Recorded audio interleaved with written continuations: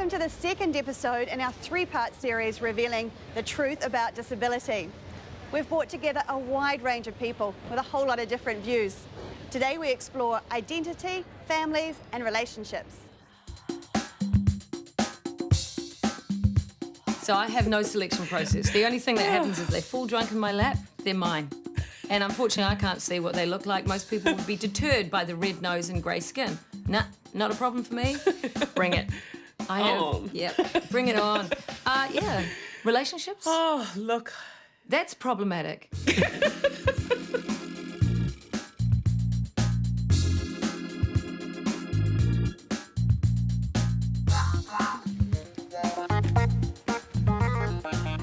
And in fact, a taxi driver just asked me the other day, you know, do blind people marry other blind people or do they marry sighted people? And I said to him, well, they only marry sighted people if they're really desperate. Disabled people must date disabled people. Yes, of course. What people think. Yeah. Nice little matchups, nice little dates. It's like, it used to drive me wild. I have a couple of guy mates who are disabled, and it's like, people rock up to us in restaurants and say, oh, isn't it nice that you two are on a date? Isn't that lovely? It's like that we got a day pass for the institution or something. I do remember when I started dating my current girlfriend, I told some people at work, and unbeknownst to me, behind the scenes, the question of the week was whether or not Red's girlfriend is also in a wheelchair, which I found quite amusing, really, because I didn't even see it as a like, that's people are you know, are interested in this stuff. Well, I suppose it's dating is, you know, it's definitely different. I definitely used to have more attention before I was getting around in a wheelchair, but it's I think, you know, it's different now. I definitely feel that I have to take a hell of a lot longer to get to know someone or to, I don't know, fully be myself around a girl or whoever that you meet. Just based on the fact of you don't want to scare them off too soon type thing. You want them to actually get to know you as a person before you go ahead and I whip my legs off. But it's harder getting to that point, isn't it, of people getting to know you and not seeing the wheelchair, and it's just that much harder, I think, in a dating situation because you stand it like a sore thumb to start with, but then after a while they just see you, hopefully. He plays it pretty safe. But I can understand that because, you know, you look at a lot of movies and stuff out there, they kind of, you know, take the mickey out of people, you know, with prosthetics. They're like, oh my God, and then she whipped her leg off and I'm like, whoa, I'm not ready for that. Well, the whole thing about catching... Apparently people do this thing where they catch each other's eye across a bar.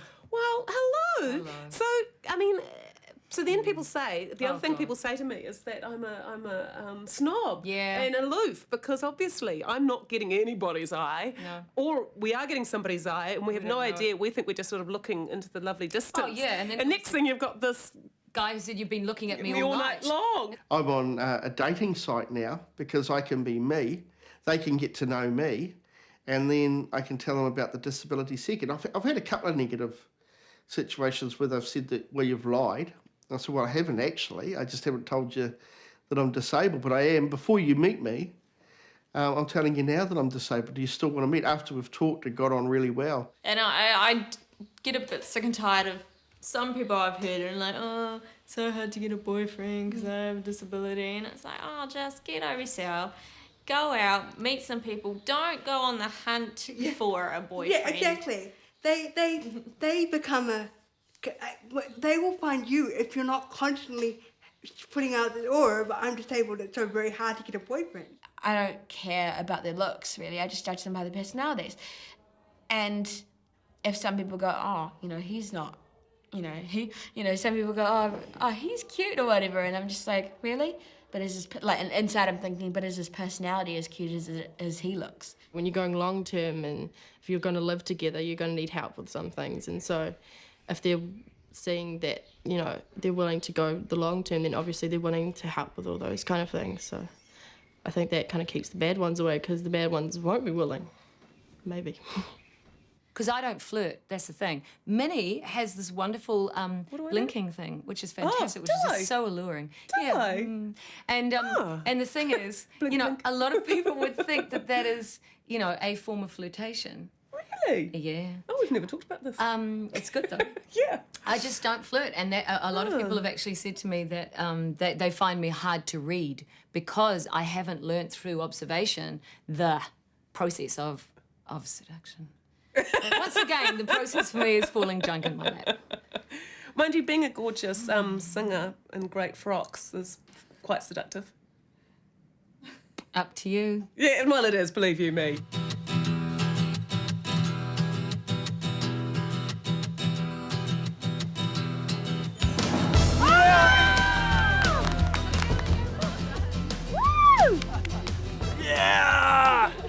I don't have a problem with masculinity. For me, I think it was more of an image thing.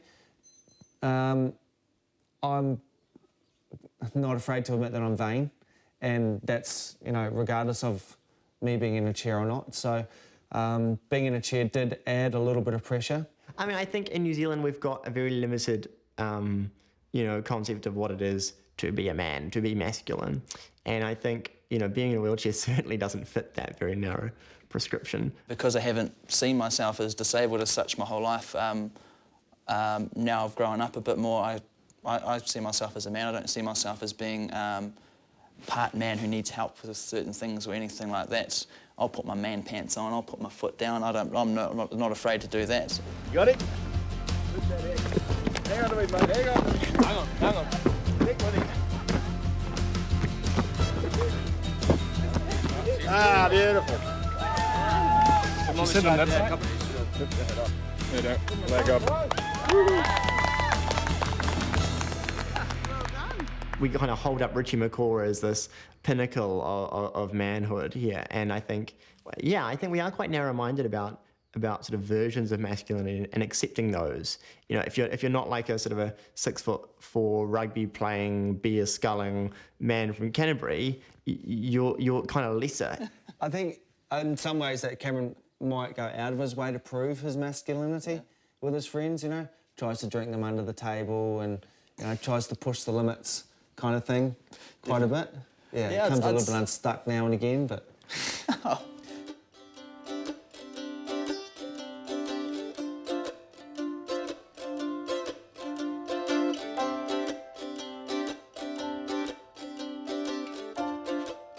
Oh my God, you're in a wheelchair and you're pretty.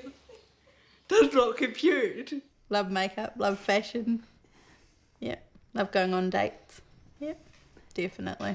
So if I'm wearing the blue snakeskin shoes and the killer tight jeans, I can't actually get into that outfit myself. And a lot of people would say wear Ugg boots and trackies, but that's being limited by your impairment. I guess the way I saw myself was not as someone who was attractive or pretty. I thought the pretty aspect of me had died as well. I remember actually going through my wardrobe just after I'd moved into a flat and then I was about to move home, so we were doing a big clear out of my wardrobe, and my sister was helping me and sort of saying, oh, you won't need this and you won't, and she was finding all my nice underwear. Oh, you won't need these anymore, you won't need these. And also dresses and things like that, you won't need this, you won't need that.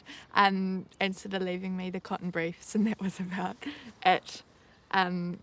So yeah, and it was funny how we all had to change the way we thought about it. Of course, you're still going to wear nice things and nice underwear and all that kind of thing, because you still are female and you still want to wear those things. Turn around. You look awesome. Thank you.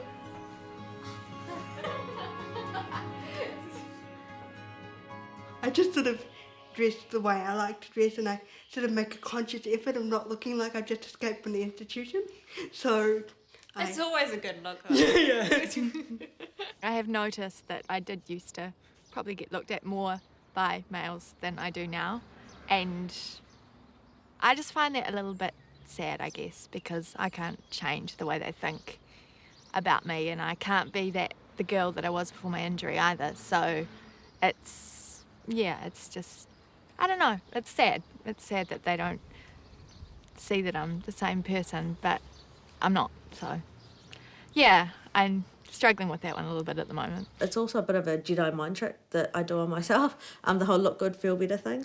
Because if I feel really yucky on a particular day and weak and tired and sore and down, and I look in the mirror and I see that, it acts like an affirmation to me that I am sick. And so if I feel like that, those are the days that I'll actually push myself harder, get in the shower, put on some nice makeup, put on my favourite top with some colour in it, and then almost trick myself because I look in the mirror and I feel well and I feel more confident. So, yeah.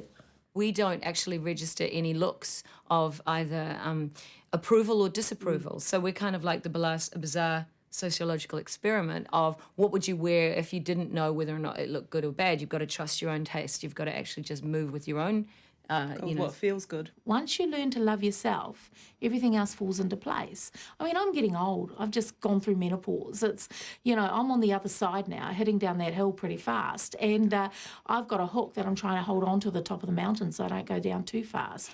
And I've realised now that I can enjoy life for whatever life is worth and for however long it is.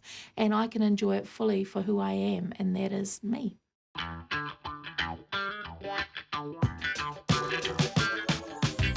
Disability and sex. Oh, how does that work? Do they do that?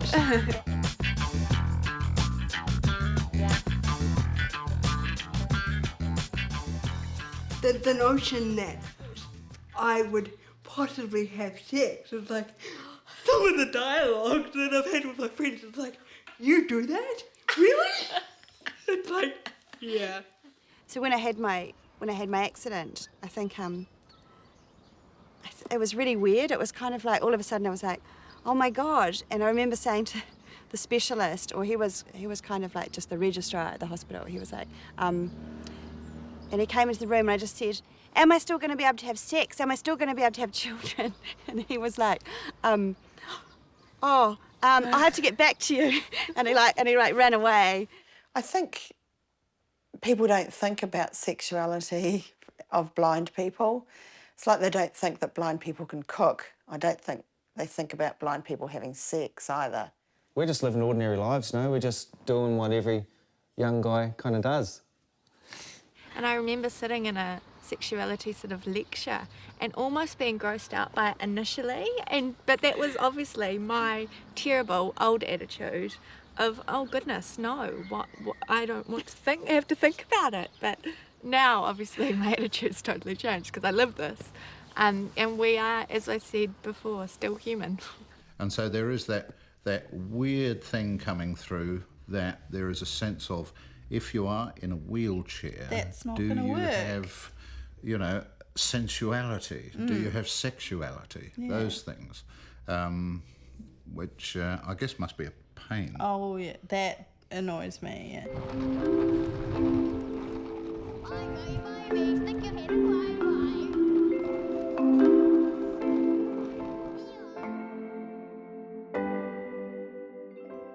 I still would like to have children. I'm aware that it's going to be a lot harder, much, much, much harder. Like I do see women pushing prams around the place and I'm like, am I going to do that one? Yeah, 33, man. The clock's ticking. 33? Oh. Yeah, I'm in I my thought you were in prime. your prime, yeah. Yeah.